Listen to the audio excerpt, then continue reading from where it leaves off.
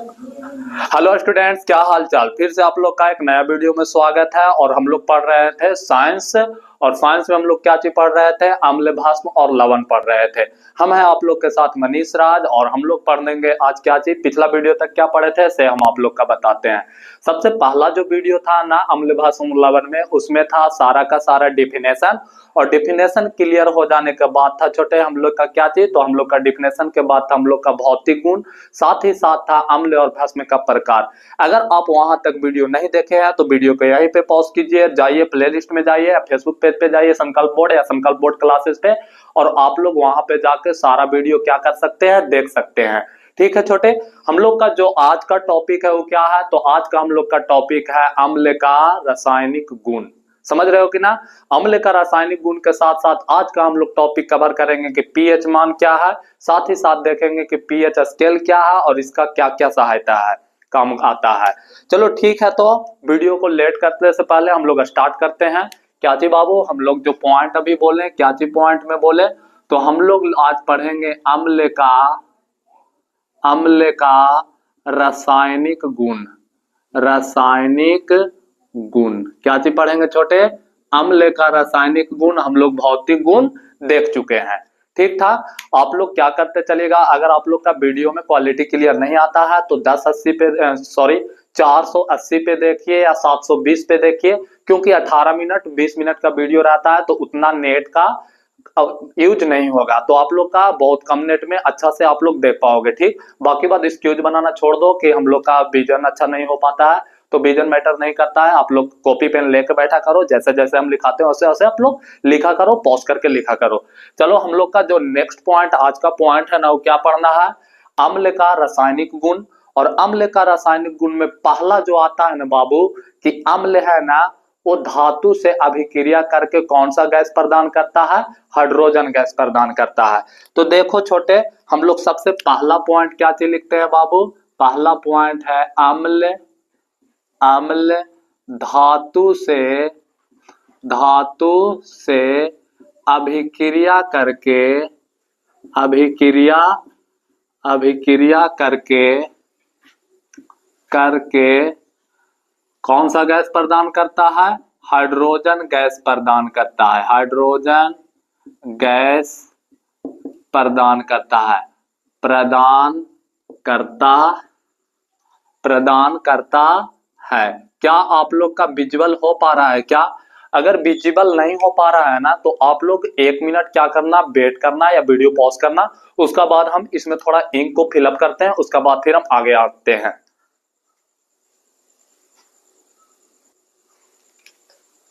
तो देखो जी, हम लोग क्या चीज बोले, हम लोग बोले ना कि अम्ल धातु से अभिक्रिया करके हाइड्रोजन गैस प्रदान करता है। अब यहाँ पे आप लोग देखिएगा, जैसे मान लो ना छोटे, इसका एग्जांपल हम लोग दे सकते हैं कि एक धातु है जो क्या है, जेडन है। जेडन बोले तो जिंक है, और इसको हम लोग किससे अभिक्रिया कराएंगे, तो सल्फ्यूरिक अम्ल से अभिक्रिया कराएंगे। और जब अम्ल धातु से अभिक्रिया करेगा ना, तो यहाँ पर क्या चीज बना देगा, ZnSO4 बना देगा, प्लस में हाइड्रोजन आयन को काची कर देगा, प्रदान कर देगा।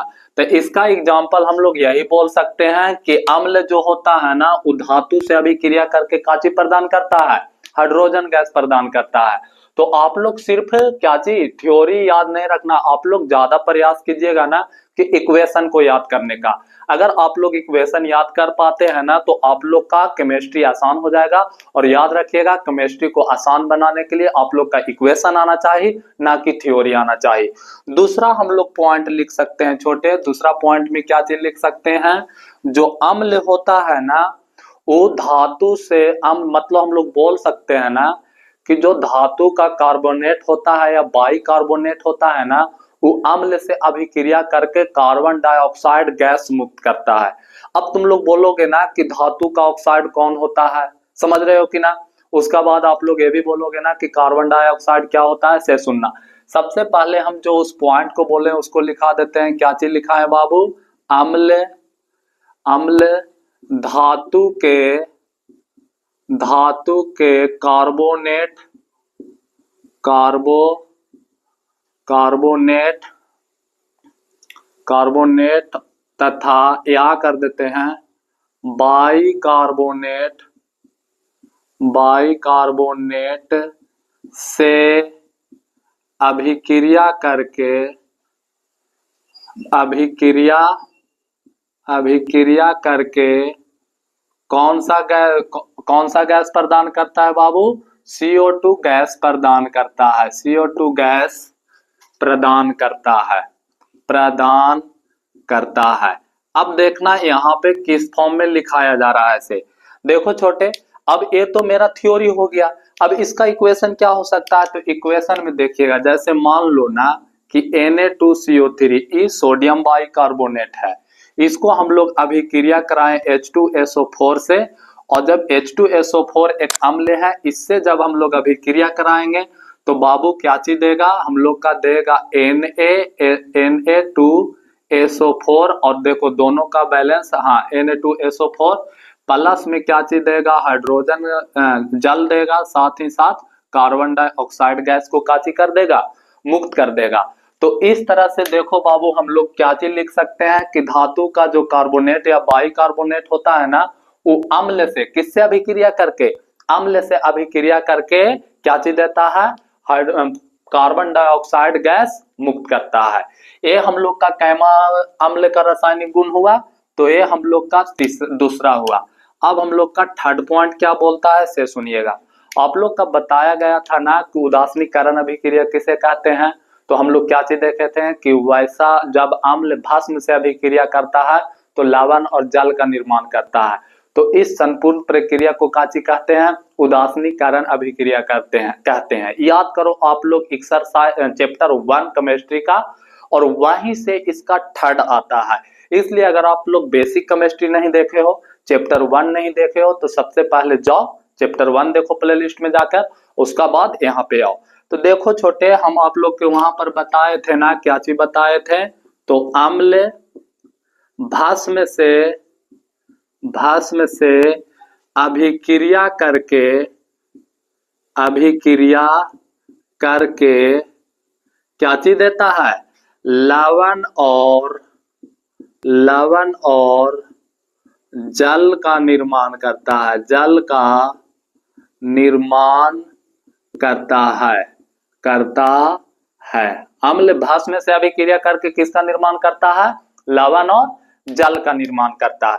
अब देखो छोटे, आप लोग पढ़ रहे हो ना केमिस्ट्री, तो याद रखना केमिस्ट्री उसी का संभव हो पाएगा जिसका इक्वेशन समीकरण ठीक ठाक है। अगर आपको समीकरण नहीं आता है तो केमिस्ट्री रटिए, कोई दिक्कत नहीं है। तो देखना छोटे, इसका एग्जाम्पल हम लोग क्या बोल सकते हैं? अम्ल। बताओ HCl क्या है? अम्ल है। साथ ही साथ आप लोग बताइए NaOH क्या है? तो NaOH भस्म है। अभी जब आपस में अभिक्रिया करता है तो ये बना देता है NaCl बना देता है, प्लस में H2O बना देता है। मतलब देखो छोटे, ये क्या चीज है बाबू? अम्ल है। ये वाला क्या चीज है छोटे? भस्म है। और भस्म और अम्ल आपस में अभिक्रिया कर रहा है तो NaCl सोडियम क्लोराइड क्या चीज है? लवण है।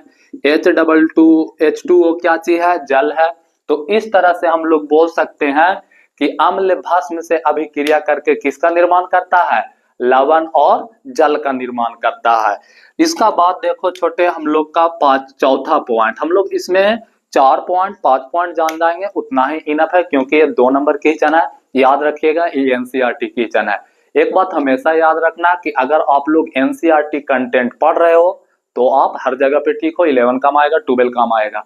लेकिन अगर आप NCERT कंटेंट नहीं पढ़ रहे हो, कहीं और घूम रहे हो, तो फिर आपका घूमता ही रह जाइएगा। ठीक, तो इसलिए प्रयास कीजिए कि NCERT कंटेंट पर ज्यादा ध्यान दीजिएगा। देखो छोटे, हम अब अगला जो लिखाने जा रहे हो, क्या लिखाने जा रहे हैं? हम लिखाएंगे कि अम्ल का हम लोग ये भी बोल सकते हैं ना, अधातु बोल देते हैं। अधातु का जलीय विलयन अधातु का जलीय विलयन क्या होता है? अधातु का जलीय विलयन अम्लीय होता है। क्या चीज होता है बाबू? अम्लीय होता है। तो ये भी बात आप लोग क्या रखना, याद रखना कि अधातु का जो जलीय विलयन होता है वो क्या होता है, अम्लीय होता है। अधातु क्या होते हैं, धातु क्या होते हैं, अगर आप लोग चैप्टर बेसिक केमिस्ट्री नहीं पढ़े तो वहां पे जाके पढ़िए। तो देखो छोटे, इस तरह से हम लोग का 4 हो गया अम्ल का रासायनिक गुण। अगर आप लोग इसको नोट नहीं किए हैं तो वीडियो को पॉज कीजिए, नोट कीजिए। तो चलो आप लोग वीडियो को पॉज करना और नोट करना। तो आप लोग क्या कर लिए होंगे बाबू, आप लोग उसका राइट डाउन कर लिए होंगे पॉज करके वीडियो। अब हम लोग का अम्ल से एक और जानकारी प्राप्त करना होता है, वो जानकारी क्या है छोटे, तो आप लोग देख पा रहे हो ना कि हो रहे हो ना कि एक तरफ पदार्थ लिखा हुआ है, एक तरफ लिखा हुआ है उपस्थित अम्ल। अगर आप इस दिया हुआ सारणी को याद कर लीजिएगा ना, तो कोई भी बोर्ड हो छोटे, बोर्ड एग्जामिनेशन, उसमें आप लोग का क्या हो जाएगा, तो उसमें आप लोग का 1 नंबर रखा हुआ है यहां से। तो देखो छोटे, इसमें कुछ पदार्थ है, उस पदार्थ में कौन सा अम्ल उपस्थित होता है इसका बारे में इसमें जानकारी दिया गया है। तो देखो छोटे, पहला है संतरा या नींबू का रस में कौन सा अम्ल पाया जाता है, तो सिट्रिक अम्ल पाया जाता है। इसको आप लोग याद रख लेना है, संतरा या नींबू के रस में कौन सा अम्ल पाया जाता है, सिट्रिक अम्ल। बोलना आप लोग की चाहे कहीं बैठा रहो। सेब में कौन सा अम्ल पाया जाता है, तो सेब में मैलिक अम्ल पाया जाता है। सेब में कौन सा अम्ल पाया जाता है, मैलिक अम्ल पाया जाता है। इमली में कौन सा अम्ल पाया जाता है, तो टार्टरिक अम्ल पाया जाता है।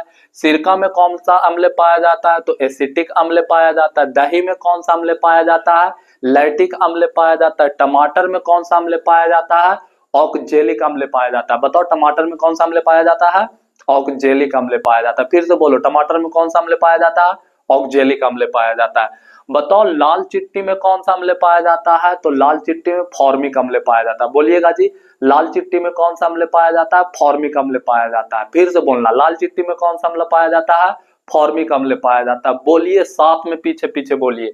उसका बाद बताओ विटामिन सी में कौन सा अम्ल पाया जाता है, तो एक्स कार्बोइक अम्ल पाया जाता है, एक्स कॉर्बिक अम्ल पाया जाता है।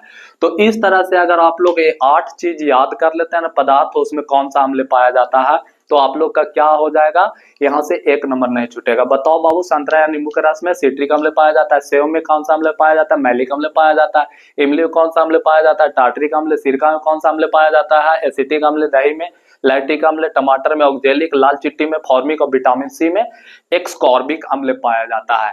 अगर यहाँ तक आप लोग का कहानी ठीक है, वो आप लोग भी मेरा तरफ पीछे से बोले हैं ना, तो आप लोग बहुत अच्छा जगह पे हो। तो आप लोग इसको क्या कर लो छोटे, तो आप लोग इसको राइट डाउन कर लो। फिर हम वीडियो पॉज कर रहे हैं, उसका बाद अब हम लोग जो पढ़ने जा रहे हो पीएच मान पढ़ेंगे। और पीएच मान 3 नंबर के हिस्से में आप लोग का पूछा जाएगा, चाहे बिहार बोर्ड हो चाहे कोई भी बोर्ड हो। हम जो ज्यादा करके चल रहे हैं बिहार बोर्ड को लेकर चल रहे हैं। तो आप लोग इसको क्या करना, नोट करना।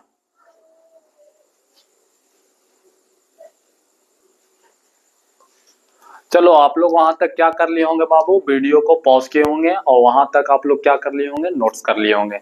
साथ ही साथ में बोलकर आप लोग याद करने का प्रयास भी किए होंगे। अब हम लोग का जो नेक्स्ट टॉपिक आता है छोटे, वो क्या आता है, तो पीएच स्केल आता है। और पीएच स्केल क्या है, हम लोग पीएच मान के बारे में पढ़ने जा रहे हैं। पीएच मान को पढ़ने से पहले पीएच स्केल के बारे में पढ़ा जाता है।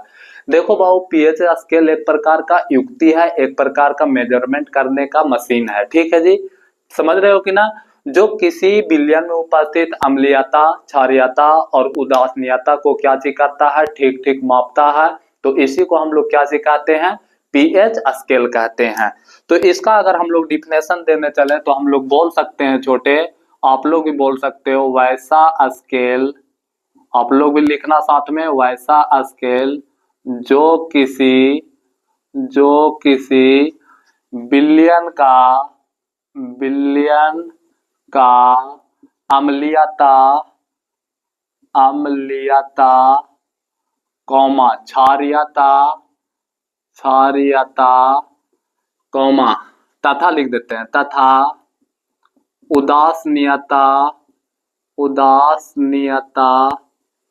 उदासीनता की जानकारी देता है। किसका जानकारी देता है, उदासीनता की जानकारी देता है। तो उसे या तो उस स्केल को काची कहते हैं, तो उस युक्ति के या उस स्केल को हम लोग बोलते हैं पीएच स्केल कहते हैं। काची कहते हैं बाबू, पीएच स्केल कहते हैं। यहां तक आप लोग का बात समझ में आया। अब देखो बाबू, P का मतलब क्या होता है, H का मतलब क्या होता है। P का मतलब होता है पावर और H का मतलब होता है हाइड्रोजन आयन। समझ रहे हो ना। जो हाइड्रोजन आयन का पावर को बता देना छोटे, वही क्या है, पीएच स्केल है। समझ रहे हो कि ना। तो हम लोग लिख देते हैं बाबू कि P का अर्थ होता है पावर। काची होता है छोटे, पावर, या पोटेन इसको भी बोलते हैं लैटिन शब्द में, कोई दिक्कत नहीं है। और H का मतलब होता है हाइड्रोजन आयन। काची होता है छोटे, हाइड्रोजन आयन। जो हाइड्रोजन आयन की पावर्स को बता दे वही पीएच स्केल कहलाता है। अब देखो, इस तरह से पीएच स्केल का डिफिनेशन उतना इंपॉर्टेंट नहीं है, लेकिन अब जो हम लोग कहा है ना, वो पीएच मान बहुत जरूरी है। अब देखना छोटे, पीएच मान क्या है, तो हम लोग आप लोग भी हेडिंग पॉइंट लिखो। क्या चीज लिखोगे, पीएच मान। पीएच मान, पीएच मान को अंग्रेजी में बोलते हैं पीएच वैल्यू। जो पीएच मान होता है ना बाबू, वो क्या होता है कि हाइड्रोजन आयन के व्युत्क्रम को लघु गुणक होता है। ठीक, लघु गणक होता है भी बोल सकते हैं, गुणक भी बोल सकते हैं। मतलब इसमें हम लोग लॉग के बारे में थोड़ा सा जानकारी प्राप्त करेंगे। और आप लोग याद रखना ना कि log 1 का जो होता है ना, log 10 का मान वो कितना होता है, 1 होता है। आप लोग ये बात याद रखिएगा, ठीक है जी। तो देखो, इसमें हम लोग पीएच बराबर फॉर्मूला क्या लिखते हैं, पीएच बराबर लिखते हैं log टू दी 10, मतलब log 10 टू दी बेस क्या होता है, 1 अपॉन हाइड्रोजन आयन होता है। ये होता है फॉर्मूला। तो देखो, पीएच है ना, वो क्या चाहिए, हाइड्रोजन आयन के लघु गुणक का व्युत्क्रम है कि ना। तो इसको अगर हम लोग क्या करते हैं ना बाबू, कि इस हाइड्रोजन आयन को ऊपर ले जाते हैं ना, तो माइनस आगे आ जाता है, और log 10 प्लस हाइड्रोजन आयन या log प्लस हाइड्रोजन आयन लिख सकते हैं। यहां तक अगर कहानी क्लियर हुआ ना, इस फॉर्मूला, ये आप लोग दोनों फॉर्मूला क्या कीजिएगा, याद रखिएगा। ये दोनों फॉर्मूला आप लोग का इसलिए याद रखना है ना बाबू, क्योंकि ऑब्जेक्टिव टाइप क्वेश्चन में यहां से बन सकता है। तो देखो, डिफिनेशन क्या चीज लिख सकते हैं, तो डिफिनेशन लिख सकते हैं ना कि किसी बिलियन में उपस्थित हाइड्रोजन आयन की सांद्रता, लिख सकते हैं बाबू, किसी बिलियन में उपस्थित हाइड्रोजन आयन के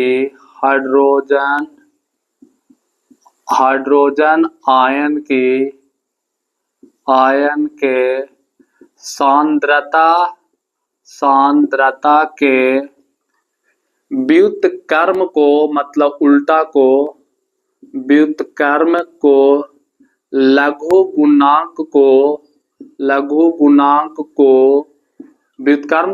गुणांक को क्या चीज कहते हैं, पीएच मान कहते हैं। क्या चीज कहते हैं छोटे, पीएच मान कहते हैं।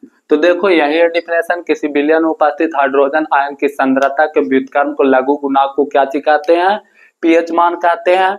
पीएच मान जो होता है ना छोटे, हम लोग काची बोलते हैं, पीएच मान का फॉर्मूला log 10 और उसका व्युत्क्रम हाइड्रोजन आयन। ठीक है जी। उसका बाद हम लोग क्या चीज बोल सकते हैं, या हम लोग ऐसे बोल सकते हैं माइनस लॉग हाइड्रोजन आयन। क्या चीज बोल सकते हैं छोटे, माइनस लॉग हाइड्रोजन आयन। आप लोग हमेशा याद रखना ना छोटे कि log 1 का जो वैल्यू होता है ना, या log 10 का वैल्यू होता है, कितना होता है, 1 होता है। आप लोग हमेशा याद रखना कि log 10 का वैल्यू कितना होता है, 1 होता है। इस पर हम लोग क्वेश्चन भी बनाएंगे।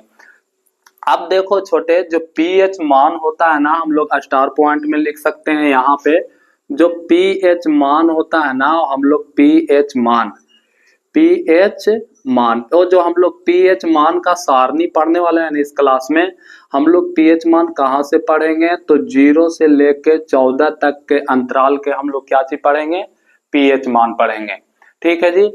आप लोग याद रखिएगा कि जिस बिलियन का पीएच मान कम होगा वो बहुत अधिक अम्लीय होगा, और जिस बिलियन का पीएच मान अधिक होगा वो बिलियन अधिक क्षारीय होगा। समझ रहे हो कि ना। तो अब हम लोग क्या चीज, यहाँ तक अगर आप लोग छाप लिया है ना, तो वीडियो को पॉज करो और नोट करो। साथ ही साथ हम लोग क्या चीज देखेंगे, पीएच मान का सारणी देखेंगे। किसको हम लोग, अच्छा एक पॉइंट यहाँ पे नहीं, वहीं पे लिखा देंगे। एक बात याद रखना, हम यहाँ पे क्या चीज बोल रहे हैं कि जिस बिलियन का पीएच मान कम होगा वह अधिक अम्लीय होगा, और जिस विलयन का पीएच मान अधिक होगा वह कम अम्लीय होगा। समझ रहे हो कि ना? इस बात को आप लोग क्या चीज रखना, माइंड में याद रखना। उसका बाद हम पीएच सारणी लेकर आते हैं और आप लोग का फिर दर्शाते हैं, समझाते हैं। चलो यहां तक आप लोग नोट किए हैं तो पॉज कीजिए वीडियो को और नोट कीजिए।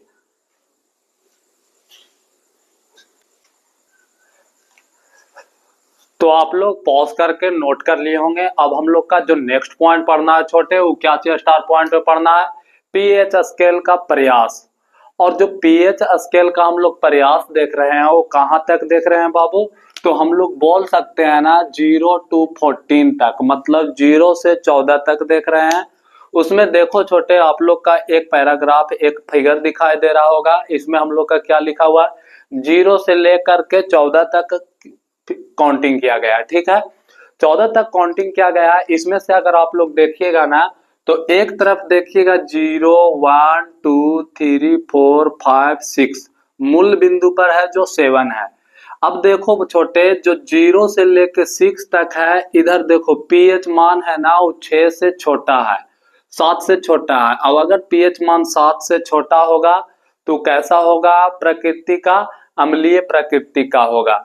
और अगर पीएच मान 7 से क्या चाहिए छोटे, 14 के बीच में रहेगा, 8 से मतलब 7 से बड़ा रहेगा, तो कैसा प्रकृति का होगा? तो वह क्षारीय प्रकृति का होगा। इसी के साथ अगर पीएच मान 7 रहेगा तो कैसा होगा? उदासीन होगा। तो आप लोग याद रखिएगा कि यदि पीएच मान 7 के बराबर है, देखो नोट पॉइंट में लिखा गया है बाबू कि यदि पीएच मान 7 का बराबर है तो विलयन उदासीन होगा।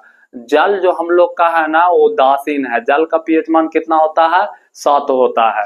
फिर देखो बाबू, पीएच मान अगर 7 से छोटा होगा तो विलयन का प्रकृति कैसा होगा? अम्लीय होगा। उसका बाद तीसरा नोट पॉइंट में देखिएगा तो लिखा हुआ है कि अगर पीएच मान 7 से क्या चीज है? बड़ा है। 7 से अगर बड़ा होगा पीएच मान का वैल्यू तो हम लोग बोलेंगे ना कि विलयन है जो क्या ऐसा है? क्षारीय है। तो यहां से यहां तक आप लोग का कहानी कंप्लीट हो गया। फिर हम लोग का क्या है बाबू कि 0 से लेके 3 पीएच मान तक प्रबल अम्लीय होता है, 4 से लेके 6 तक दुर्बल अम्लीय होता है। इसी के साथ 8 से लेके 11 पीएच मान तक दुर्बल क्षारीय होता है और 12 से लेके 14 तक क्या चीज होता है? प्रबल क्षारीय होता है।